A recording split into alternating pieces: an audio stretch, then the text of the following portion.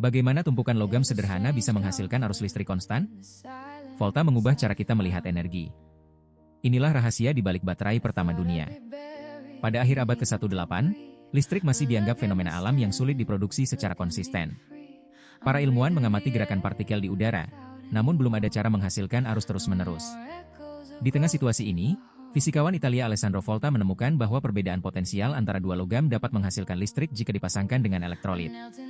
Ide ini menantang paradigma listrik statis yang dominan pada masa itu. Pada tahun 1800, Volta menumpuk 30 lapisan tembaga dan seng, masing-masing dipisahkan oleh kertas basah yang direndam dalam larutan asam sulfat. Setiap pasangan logam membentuk satu sel dengan seng berfungsi sebagai anoda dan tembaga sebagai katoda.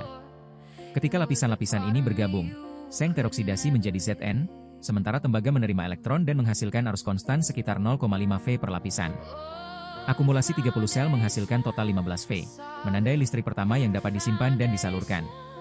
Meskipun sederhana, tumpukan ini menunjukkan bahwa energi listrik bisa dihasilkan dari reaksi kimia, bukan hanya gerakan partikel statis. Reaksi redoks di inti sel dapat dinyatakan sebagai Zn2e dan Cu2e Cu. Potensial standar Zn Cu adalah 0,76 V, sehingga setiap lapisan menambah sekitar setengah volt. Elektrolit asam sulfat menyediakan ion H dan So yang memfasilitasi pergerakan ion, menjaga keseimbangan muatan, dan mencegah terjadinya korsleting internal.